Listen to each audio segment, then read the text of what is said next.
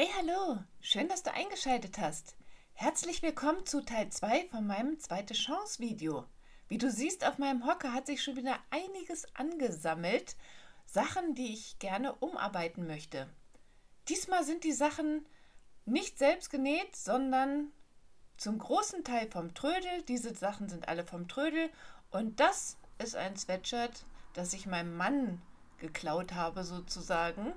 Nee, er hat es eh nicht mehr angezogen und Streifen liebe ich über alles. Dann möchte ich es umarbeiten. Und dann kommen noch diese Teile dazu. Ja, aus denen möchte ich jetzt etwas für mich Tragbares machen. Und ich starte direkt mit der schwarzen Hose. Hosen kaufe ich auch sehr gern auf dem Trödelmarkt. Also zu 90% passen sie auch immer super. Ich weiß ja, wie meine Hosen aussehen von der Größe her und mit Stretch passt das alles prima. Wie du siehst, die Hose hier passt auch wirklich richtig gut. 2 € habe ich dafür gezahlt. Ich habe sie mir natürlich schon genau auf dem Trödel angeschaut und hey, sie hat keine Taschen, aber das kann man ja ändern. Los geht's! Also ich hatte auf dem Trödelmarkt schon gesehen, dass keine Taschen dran sind, habe mir das hier angeschaut und gedacht, da kann ich doch Taschenbeutel annähen.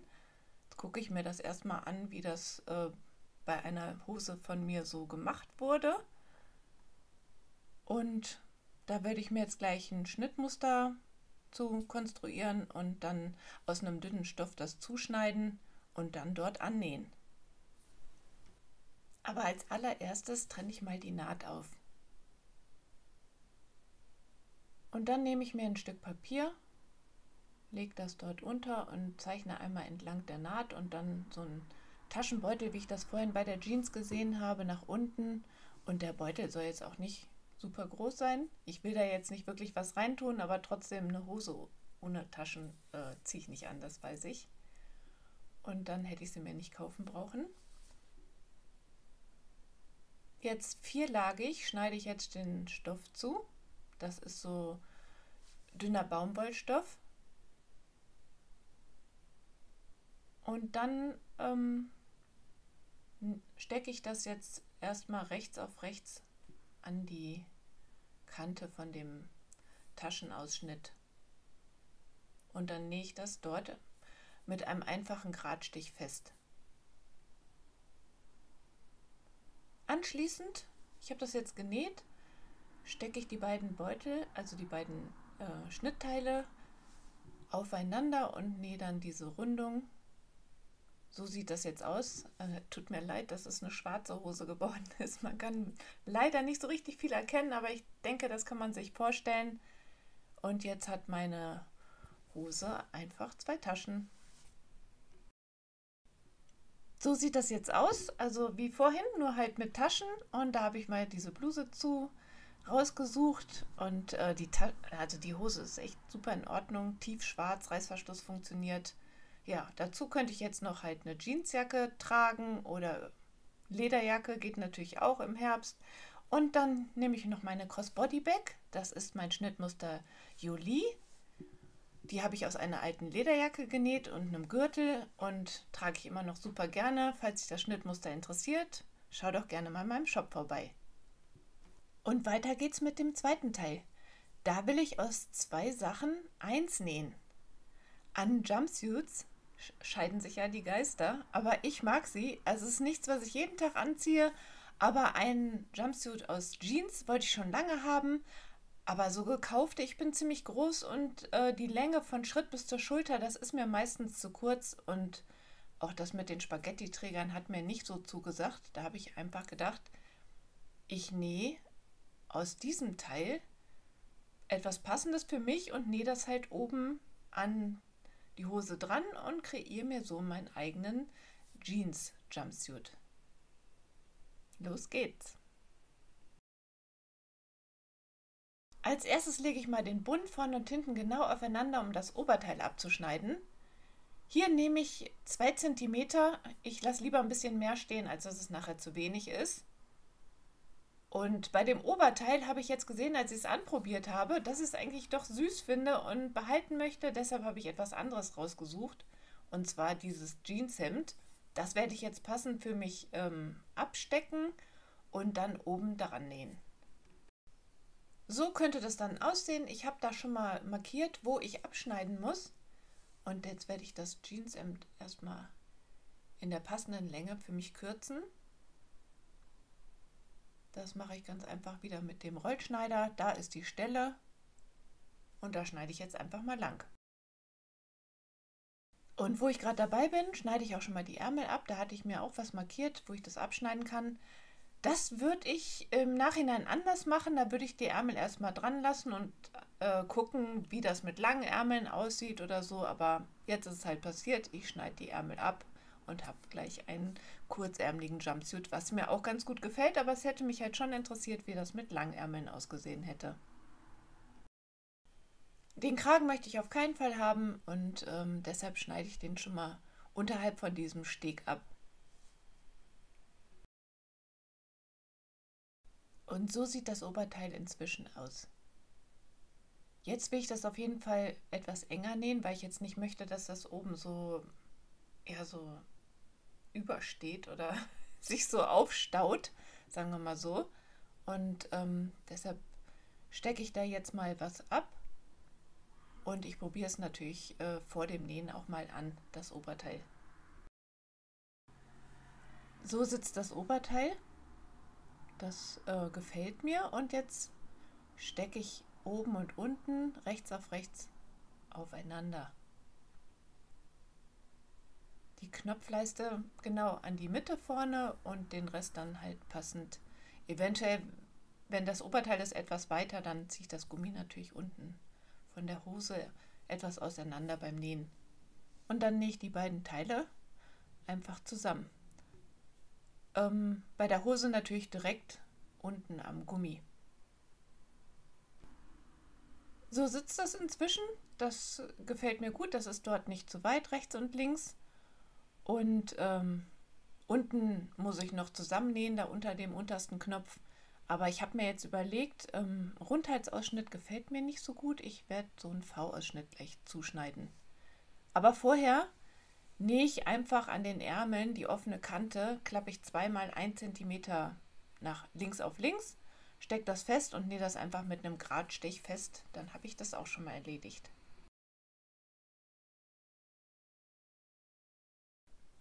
Auf der Knopfleiste hatte ich mir schon markiert, bis wohin der Ausschnitt gehen soll. Und nun lege ich einmal die Schulternähte aufeinander und stecke das ein bisschen fest zum Fixieren. Und dann schneide ich mit meinem Kurvenlineal so einen leicht runden Ausschnitt bis zu dieser Schulternaht.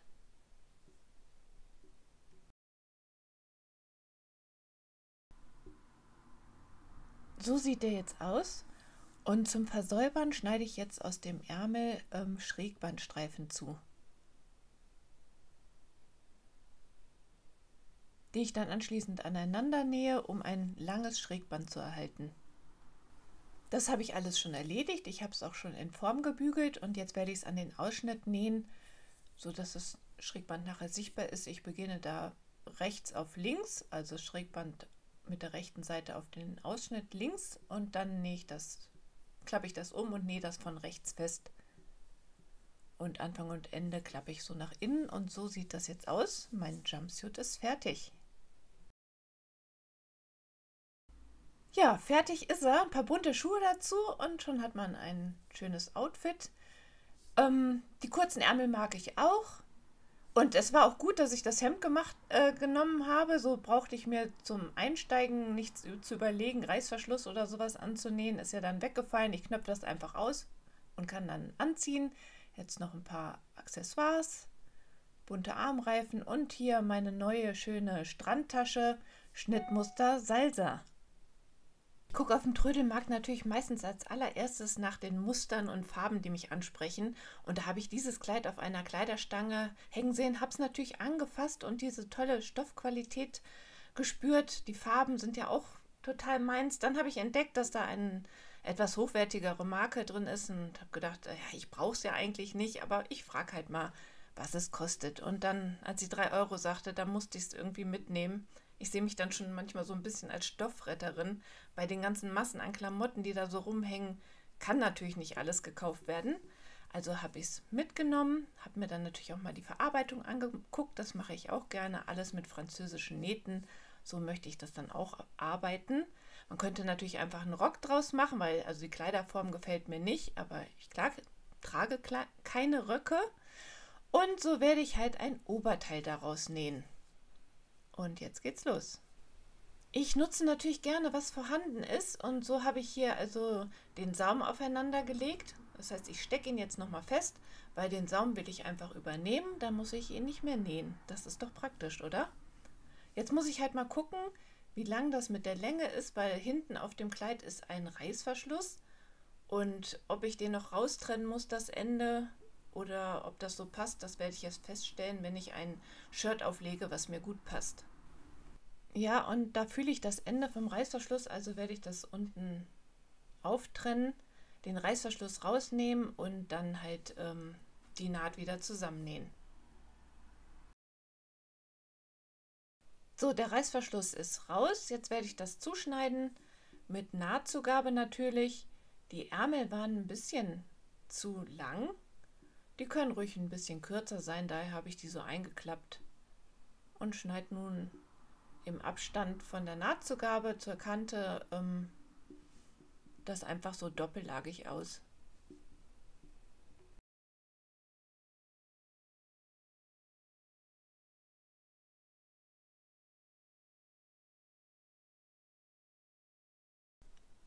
Am Vorderteil möchte ich den Ausschnitt natürlich noch etwas tiefer haben, deshalb lege ich das hier mal so genau bündig aufeinander und schneide den dann mit dem Kurvenlineal und dem Rollschneider etwas tiefer. Ich hatte ja schon von den französischen Nähten erzählt. So sieht das dann aus. Ist natürlich auch gut, wenn man jetzt nicht mit der Overlock oder so nähen kann, beziehungsweise keine hat. Und genauso möchte ich das jetzt hier auch nähen. Deshalb lege ich die beiden Schnittteile als erstes links auf links an den Schultern aufeinander und stecke das zusammen und nähe das dann erstmal links auf links, und zwar mit der halben Nahtzugabe, also 0,5 cm Nahtzugabe.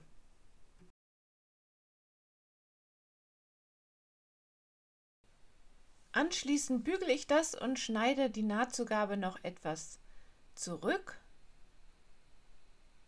und lege die Teile dann nochmal rechts auf rechts aufeinander.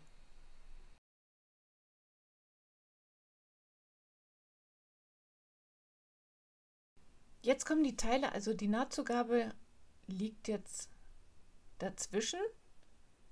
Die Teile kommen jetzt rechts auf rechts aufeinander und dann stecke ich das zusammen und nähe das nochmal mit 0,5 cm Nahtzugabe. So sind keine offenen Kanten sichtbar.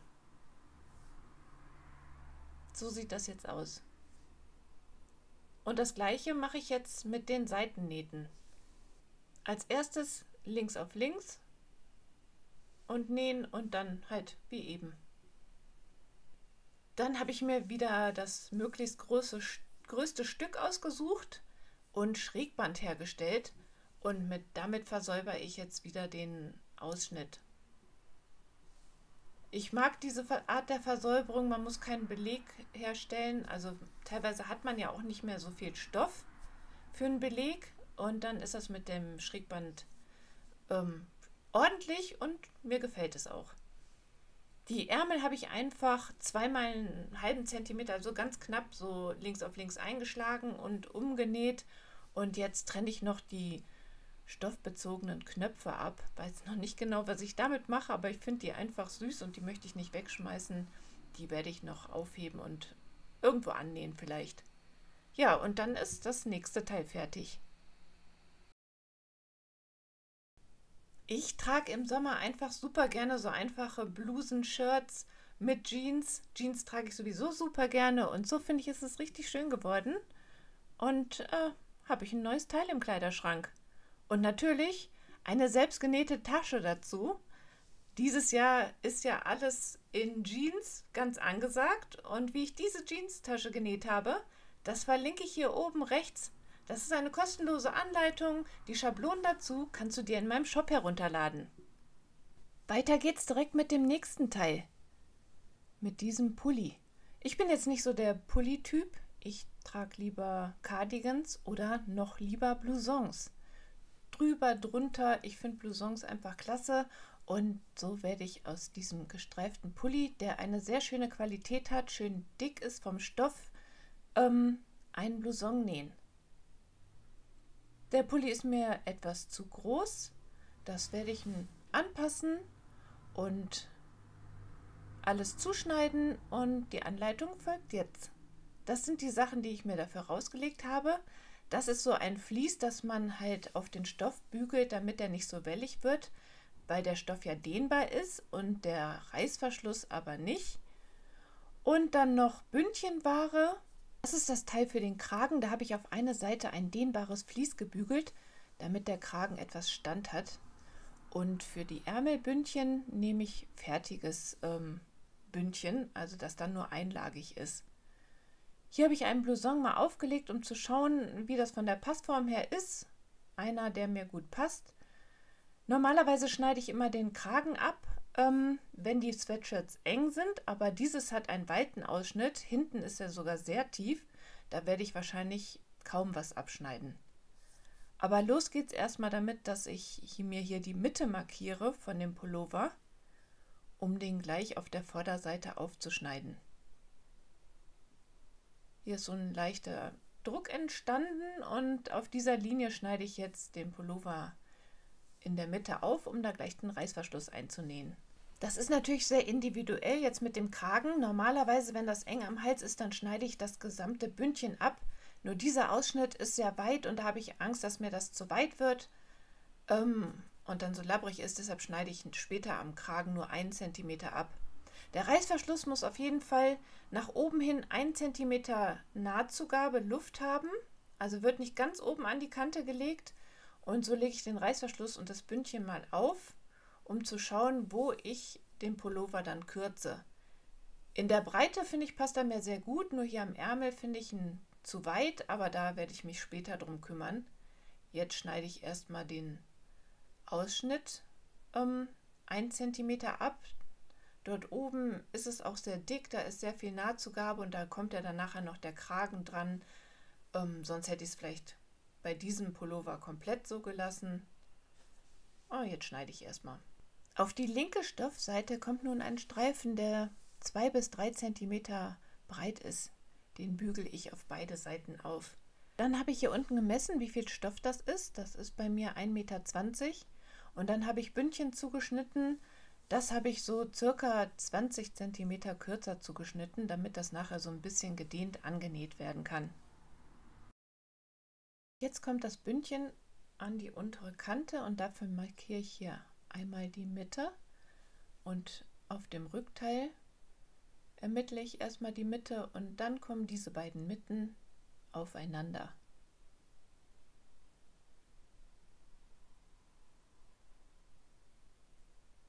Und die Seiten kommen aufeinander.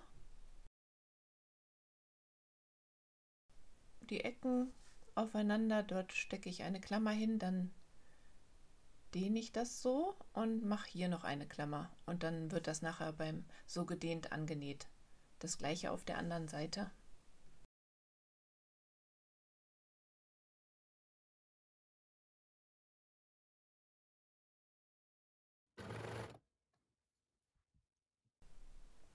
So, wenn der Anfang gemacht ist, dann halte ich das Bündchen an der Klammer fest und ziehe das halt so lang, dass es auf den Stoff passt.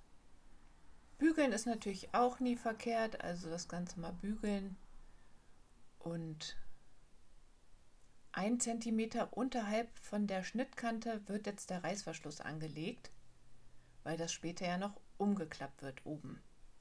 Dafür ziehe ich den mal auf und lege den nun rechts auf rechts auf die Kante und stecke das Ganze auf beiden Seiten fest.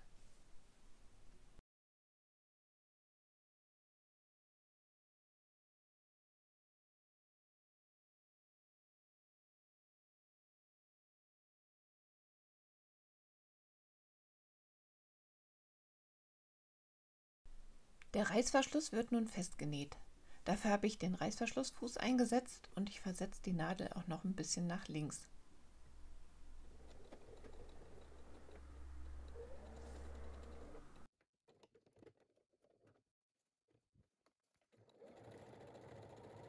Ich habe die Länge des Ausschnitts ausgemessen, das ist bei mir 60 cm und das ist 50 cm. Wie gesagt, ich habe hier ein Vlies aufgebügelt, das muss natürlich dehnbar sein. Der Streifen ist 12 cm breit. Jetzt markiere ich beim Halsbündchen die Mitte und dann mal die Viertel, weil der ja noch diese Form in Form geschnitten werden muss, dass der so ein bisschen spitz zuläuft.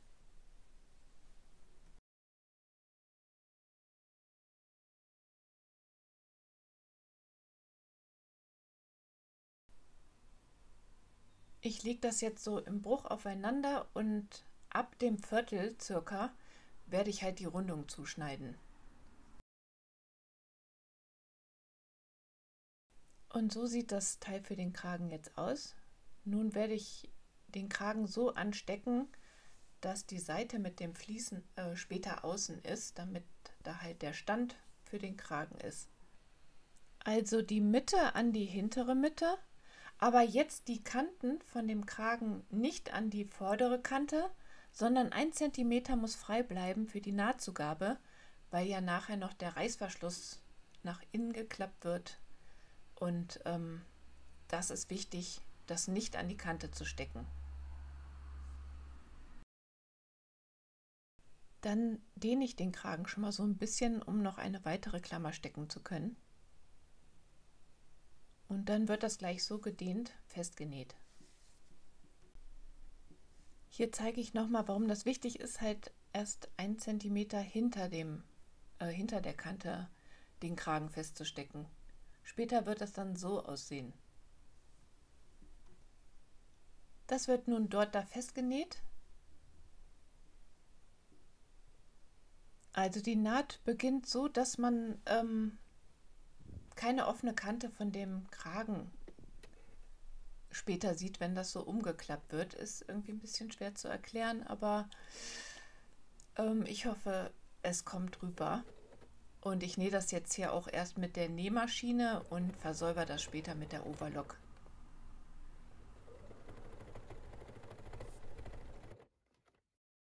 Die Nahtzugabe von dem Stoff hier am Reißverschluss schneide ich etwas zurück.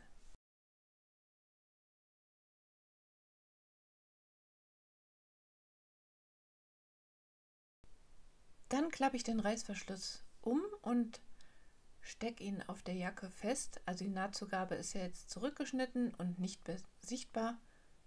Und dann wird das Ganze noch auf dem Stoff festgenäht. Und der Kragen wird auch noch abgesteppt. Also wenn ich das hier oben vom Reißverschluss festgesteckt habe, dann klappe ich die Nahtzugabe von dem Kragen nach unten und stecke das fest und dann nähe ich das dort. Also ich nähe jetzt nicht knapp neben dem Reißverschluss, sondern ich nähe die Kante von dem Reißverschluss fest mit einem etwas längeren Stich. Hier verlasse ich mich auf mein Fingerspitzengefühl und taste immer, wo das Ende von dem Reißverschlussstoff ist.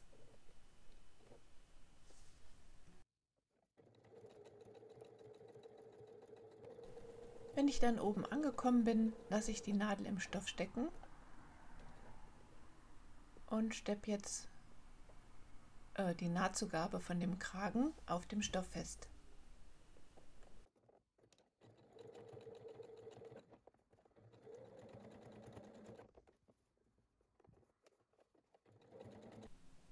So sieht das jetzt aus. Ich hatte meinen Vlies 3 cm breit zugeschnitten. Wenn man es 2 cm breit zuschneidet, sieht man es fast gar nicht. Ich ziehe es jetzt nochmal an, weil ich auch überlegen wollte, Bündchen oder kein Bündchen. Ich nehme das Bündchen, gefällt mir besser. Aber hier am Arm, da ist es mir wirklich zu weit gewesen. Das ist ja auch, da mache ich jetzt diese Ecke halt weg. Das stecke ich erstmal und probiere es dann natürlich nochmal an. So, der Ärmel ist jetzt schmaler, jetzt fehlt nur noch das Bündchen. Das habe ich für mich passend zugeschnitten Und das werde ich jetzt halt an den Ärmel stecken und dann so gedehnt festnähen. Und dann ist mein Blouson fertig. Das ist er, so sieht er getragen aus. Ich finde ihn wirklich schön. Also einen gestreiften Blouson hatte ich noch nicht. Und ich freue mich mega darüber. Ich liebe Streifen. Und da habe ich direkt noch was Gestreiftes. Das ist mein Schnittmuster Mondshopper.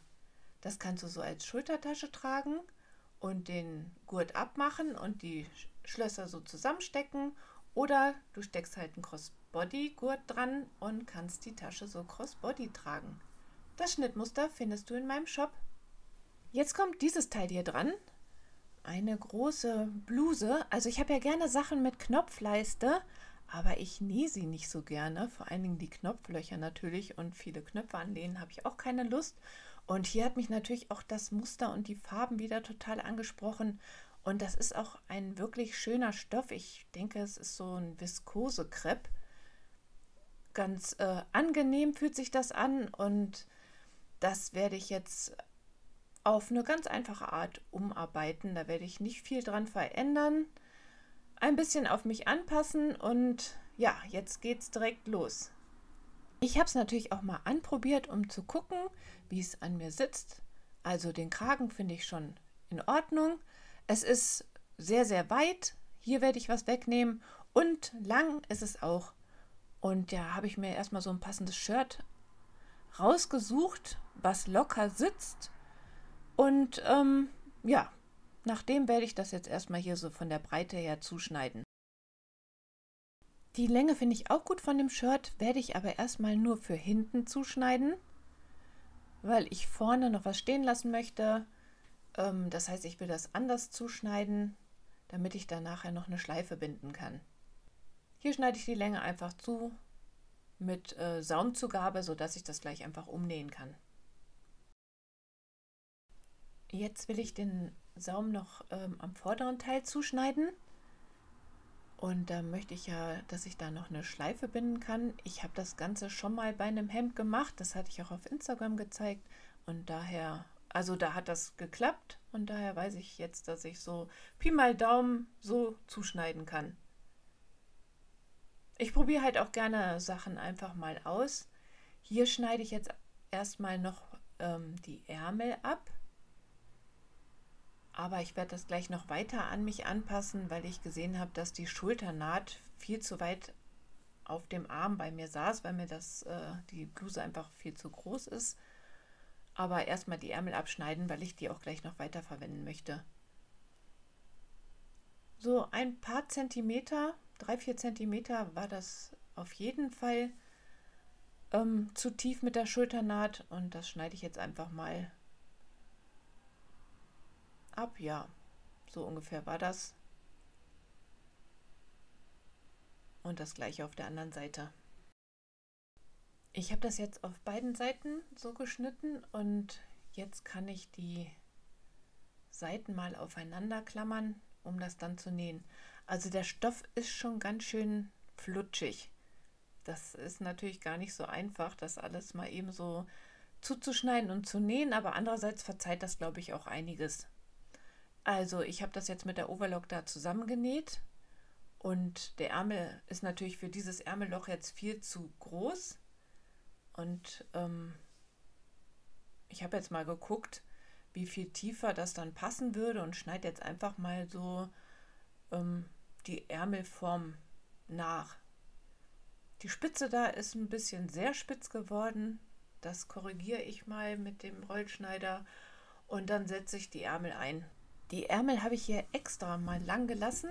Vielleicht lasse ich das auch so. Also ich habe natürlich gelernt aus dem Zuschneiden von dem Jumpsuit. Da hatte ich ja dann erst gedacht, oh, hättest du mal geguckt, wie es aussieht mit langen Ärmeln. Und so sind sie hier relativ lang geblieben. Also ich habe natürlich ein Stück abgeschnitten. Das wird sich natürlich bemerkbar machen. So, die sind jetzt festgenäht. Und das Einzige, was jetzt noch fehlt, ist der Saum. Den schlage ich jetzt einfach 2 mal 1 Zentimeter ein und dann gucke ich mal, was dabei rausgekommen ist. Der Saum ist genäht und so sieht es jetzt aus. Also ich bin wirklich sehr zufrieden. Ich habe diesen schönen Ausschnitt mit dem Kragen und hatte nicht die ganze Arbeit, das zu nähen. Hier vorne habe ich ja das bisschen Stoff stehen lassen, damit ich dort eine kleine Schleife binden kann. Der Stoff trägt sich wirklich total angenehm und das Muster und die Farben mag ich sowieso. Und ja, so habe ich mir mal eben schnell ein neues Oberteil genäht. Und das könnte ich dazu anziehen. Eine Tasche habe ich natürlich auch ausgewählt. Eins von meinen Schnittmustern, das ist Schnittmuster Harriet.